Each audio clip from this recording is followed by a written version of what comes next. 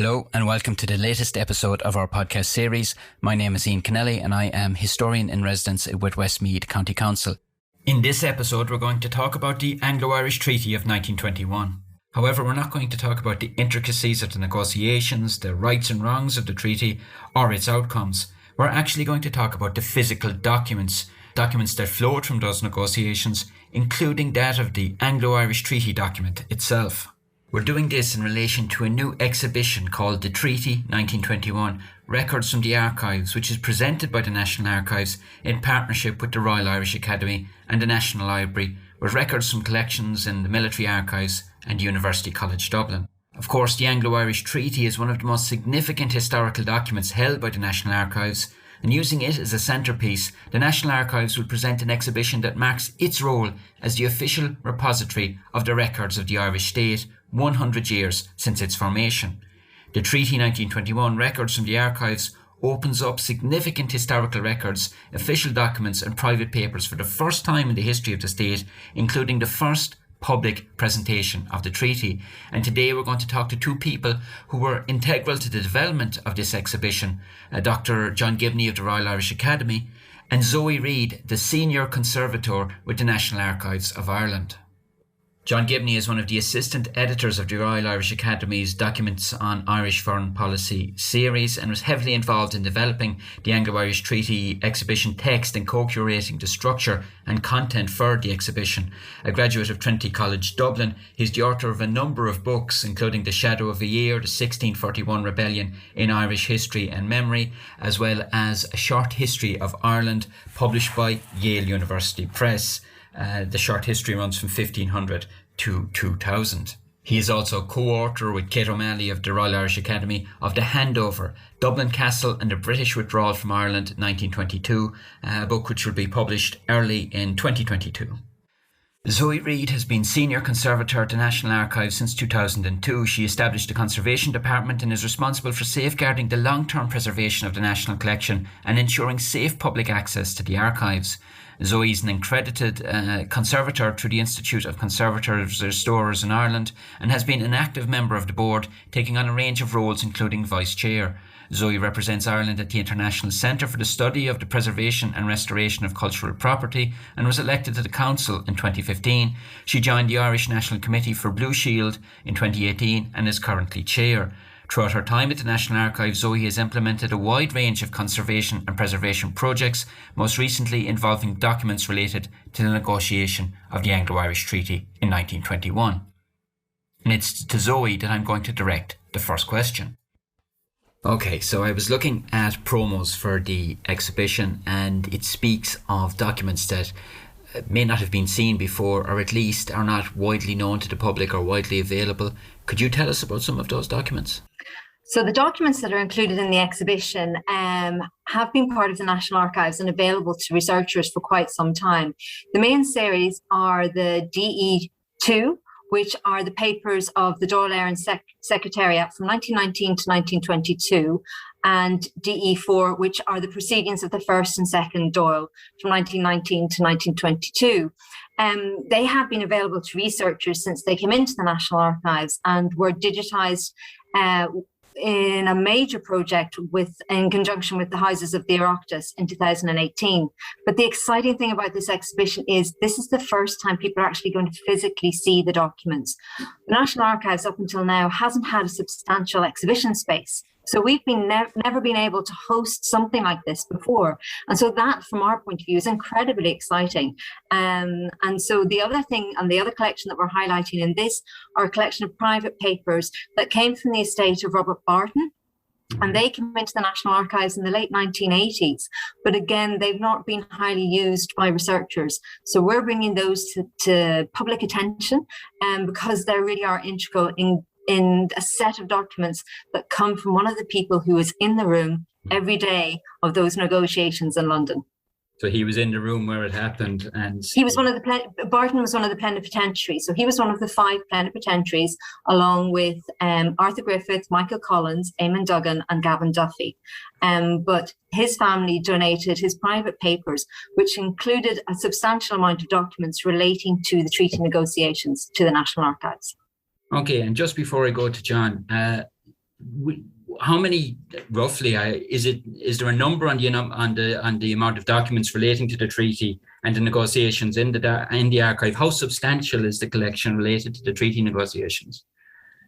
Essentially, we're looking at 640 and 440, 1,080. So approximately 640 and 440 files. So between the two of them, over 1,000 files relating to. So this is substantial. It is substantial. As I say, they were all digitized. So it's about 25 boxes for one collection, about 30 archival boxes for another. But yeah, it's over 1,000 files. The Barton papers are considerably smaller, but they're still no less significant. Okay, excellent. John, you have the truce in July 1921, and then you have these preliminary negotiations where Eamon de Valera meets personally with David Lloyd George, British Prime Minister. What kind of documents exist regarding those negotiations?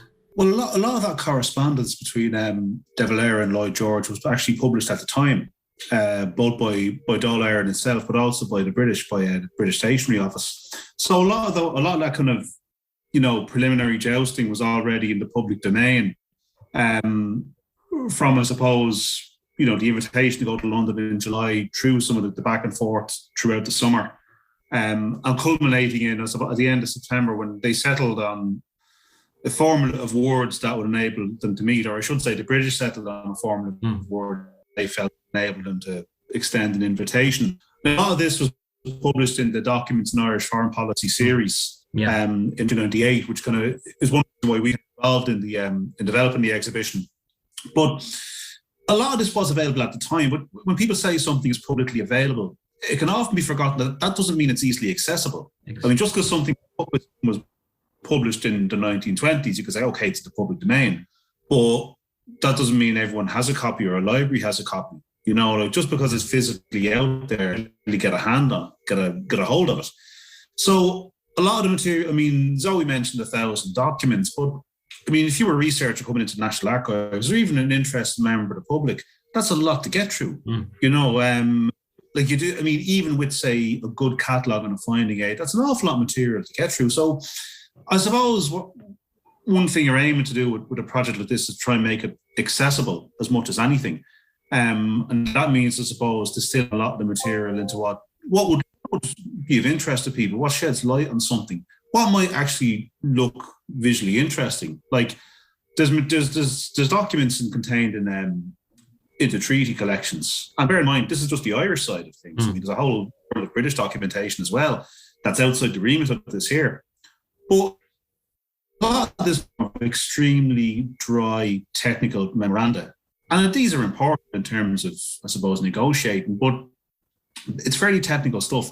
And it's also not necessarily always the most visually appealing. Like a typed document is a typed document. So you're trying to, suppose, strike a balance in selecting this material between, you want stuff that quite literally catches people's eyes, but you also want stuff, I suppose, that ultimately tells you something. Yeah. I mean, part of the emphasis is that, and, I think you have to be conscious when you're working on anything relating to the treaty, the extent to which it's, it can generate, shall we say, intense emotion among people. And it's something that people consistently argue over. But if you actually have the raw material of what was published at the time or printed or written at the time by the people involved in it, that tells you far more about what the treaty negotiations involved and how the people and the principals involved in them would have acted and arrived at the decisions that they made. It would tell you far more about that than any commentaries after the fact. And that's where the value of these documents are. They literally are. It's going straight to the source, if you will. Okay, I'm going to stop you there for a second. I'll come back to you in a minute about the October to November, December period. So Zoe, how did it, this was before the National Archives was created. How did many of these documents end up being stored and saved and preserved in the National Archives? Is that question even easy to answer? It actually is, Ian. It's really easy to answer. They had an amazing secretariat when they went over to do the treaty negotiations. And they had one of the key, probably principal civil servants in Ireland, and remains so, a guy called Dermot O'Hegarty. Now, John can probably fill you more in about his background and his history. But in sense of organising and collating the material, when they came back and afterwards, and in establishing that, integrity was key, but also they documented and recorded everything. They were very aware of the job in hand, of what they were doing, of making sure everything was documented and typed and written up. And so we have, within the archives, we have sort of handwritten letters from Arthur Griffith going back to Eamon de Valera, and then we have the typed up copy of those. Because again, to make sure that everybody was fully aware, don't forget it was a very different time and a different way to communicate with each other, so that everybody was fully briefed, everybody was fully aware. Copies of those documents were made, and that was the role of the secretaries and the typists that was part of the delegation team. Those documents then sat within the department of the Taoiseach, and they looked after them and stored them until the time that they were transferred into the National Archives. And that's really their history. So government departments understood the responsibility of holding on to their records. And from the very start, from the very beginning of our government, they understood that significance.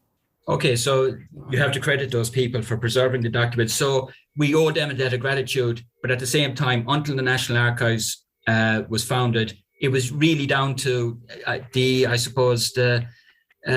good sense of people to maintain these documents rather than having any official structure in place. Is that fair to say?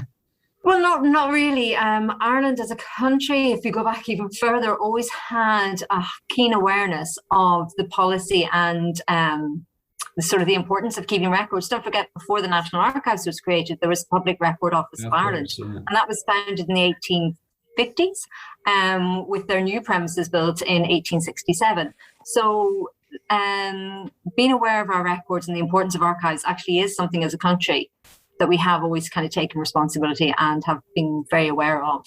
Excellent, thank you. Right, I'll go back to John now for a moment. John, the October, the negotiations, previously with the talks before talks, so to speak, now you've the negotiations kicking off properly. What kind of when you were going through collating documents, what have you discovered from October, November onwards as regards documents that might grab people's attention? Well, there's a thing, it's worth noting what were the broad shape of the negotiations first. One document that's actually really interesting one is a document compiled by Erskine Childers after the negotiations were over, but it details every meeting that they had, or at least listed. And from the 11th of October, the two sets of negotiators met in what you call plenary sessions, where they were all present. And that went on for about a fortnight.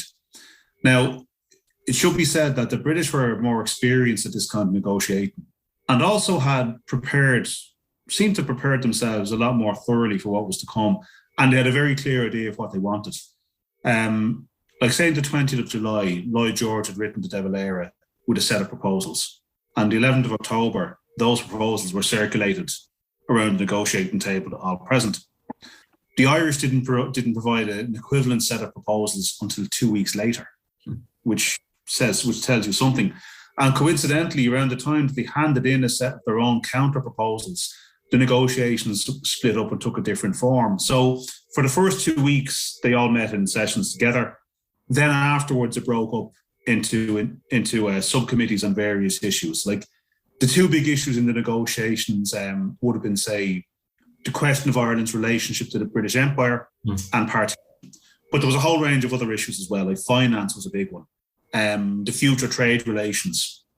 The British were very concerned about naval defence in any settlement, especially after World War I. They wanted to keep the sea lanes open and protect themselves from submarine attacks or blockades.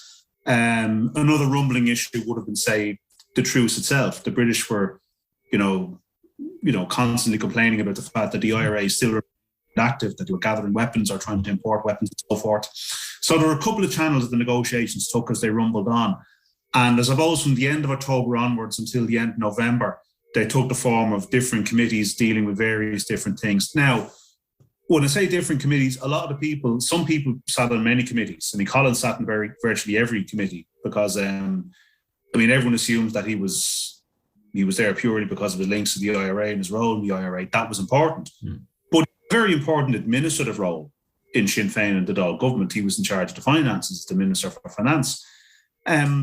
And throughout this time, the negotiation would have taken place, memoranda would have been bounced back and forth, meetings would have been held, formal and informal. And one There's one interesting thing about the documentary record, and it arises from the fact that, say, Eamon de Valera famously remained in Dublin.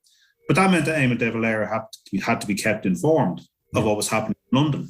So some of the most interesting and striking documents are missives from Arthur Griffith to Eamon de Valera revealing details of meetings.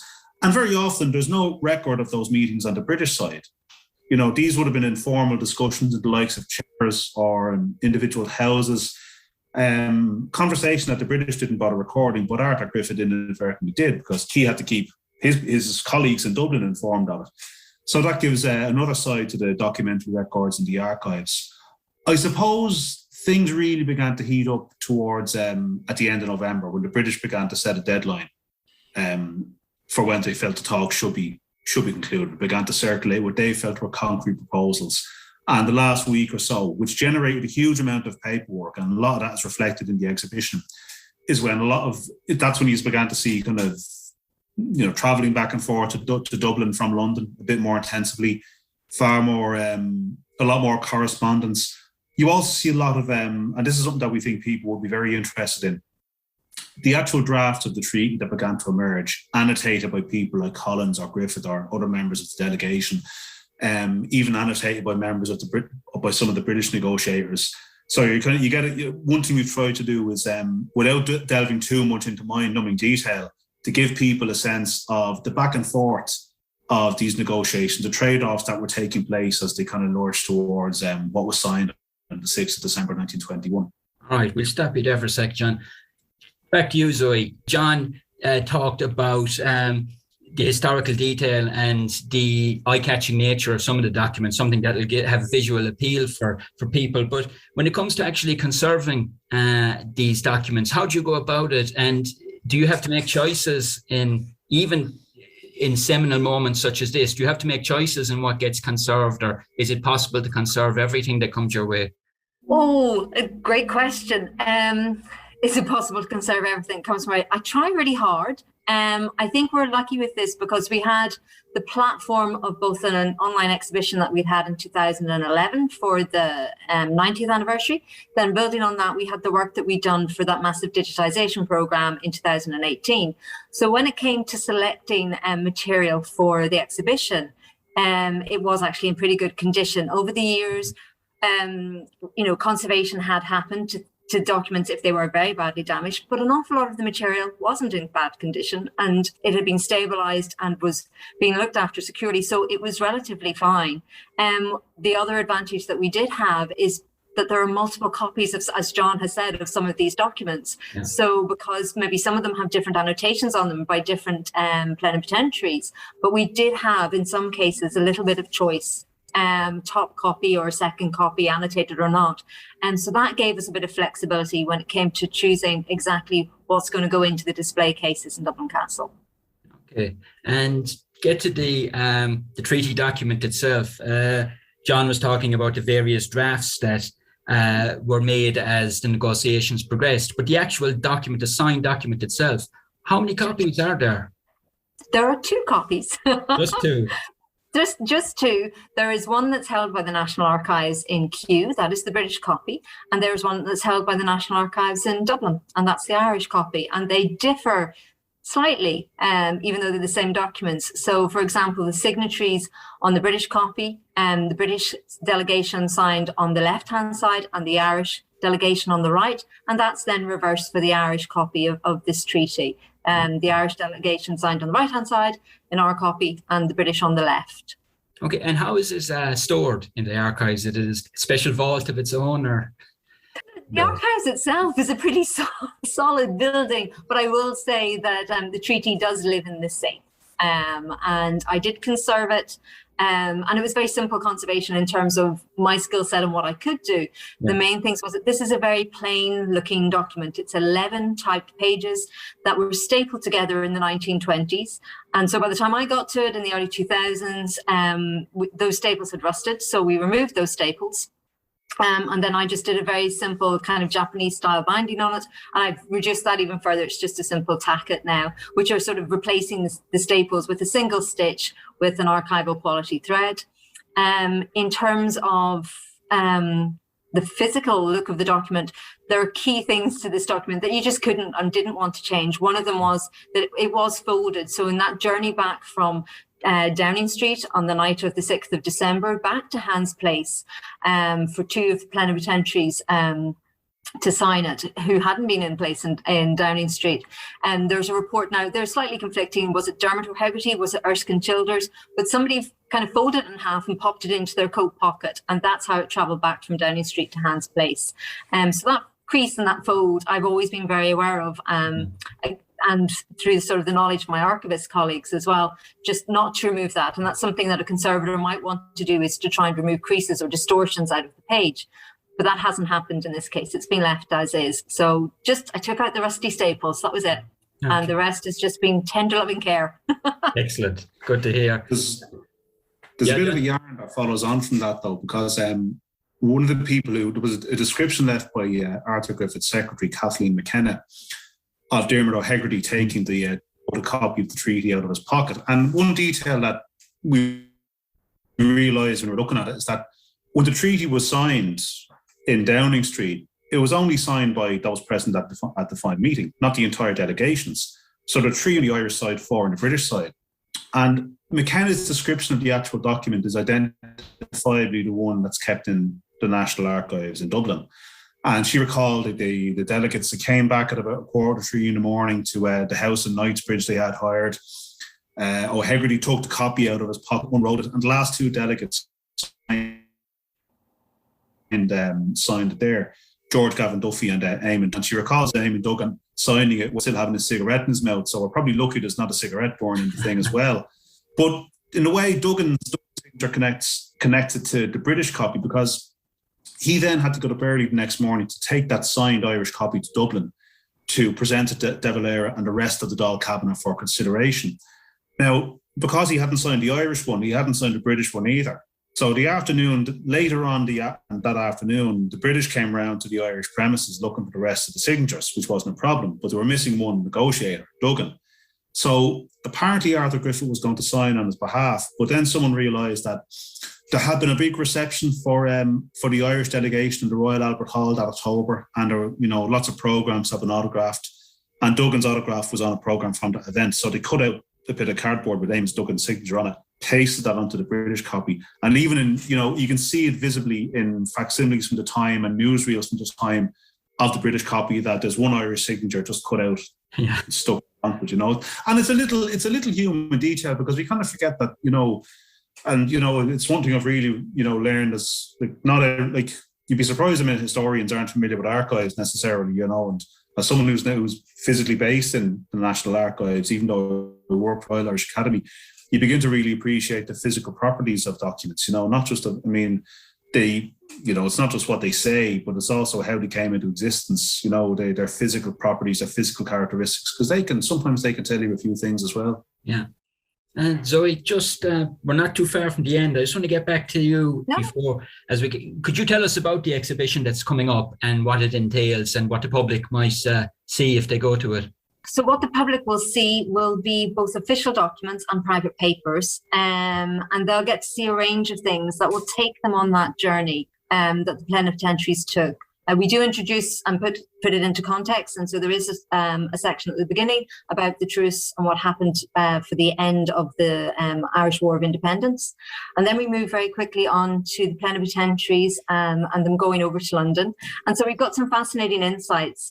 We've got things like the train tickets that were used on the 8th of October. We talk about archiving in that sense, and again, one of the key plenipotentiaries was Michael Collins, Minister for Finance. So their accounting records are amazing, and that's how we've managed to we have within our collections things like receipts, dockets, invoices, things that tell us so much more, the backstory. And we've really tried to bring that to light and tried to introduce the other characters. It wasn't just the 5 plenipotentiaries who went, it was a large team that went in the delegation, the support team that went with them. We're highlighting key members, both male and female, within that delegation in the exhibition. And then we move on to very much presenting the official documents. And as John said, that backward and forward, the negotiations, the minutes of meetings, the discussions that were had, private and public, and the documents that look, and then we'll obviously the cornerstone and the key piece is the treaty itself. Okay, just one question for both of you before we finish up. Zoe, is there any, because you know the documents so well, was there any particular document that you came across or uncovered that you maybe was unexpected, that gave you an insight into the personalities or events?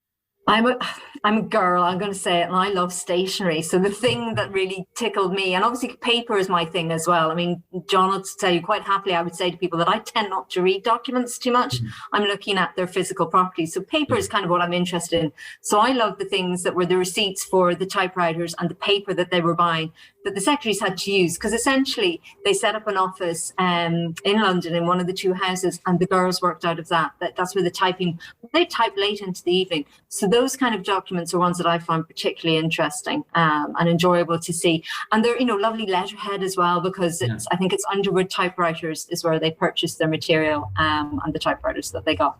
Okay, so that was kind of heavenly for you to see. Yeah.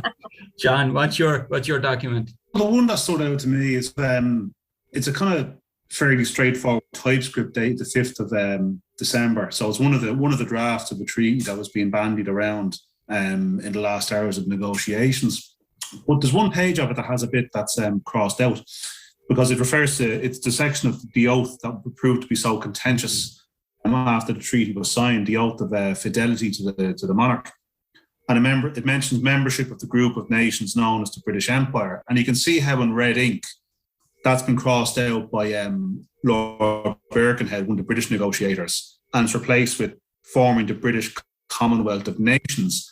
And I mean, there's an eyewitness account of that being done, of British Empire being struck out and British Commonwealth of Nations being put in. But that document then has it's almost a footnote to global history as well, because the first time the term British Commonwealth of Nations was ever officially used was in the treaty in 1921. Okay. It had been formally before then, and now we think of the Commonwealth as this umbrella body, a successor to the British Empire that evolved and so forth. It has a particular standing in the world that we would recognise now. But that's literally where it first entered kind of official discourse, you might say. And when you put that together with a testimony of someone, like they objected to the term British Empire, because, it was a bit too much of a pill for Republicans to swallow. Commonwealth of the Nations was slightly more palatable. But when you see that change being made, you're seeing a little bit of history being made as well. And one that's not just about Ireland, one that would have ramifications locally throughout the course of the 20th century. I'd just like to thank both our guests, and here is a reminder on the exhibition details. The Royal Irish Academy Documents in Irish Foreign Policy series is a partner in the exhibition, developing the text and co-curating the structure and content of the exhibition with the National Archives. The exhibition itself, titled The Treaty 1921 Records from the Archives, will open on the 6th of December 2021 in the Coach House Gallery of Dublin Castle Gardens. More information can be found on nationalarchives.ie. Admission is free, and it will run until the 27th of March 2022. Thank you.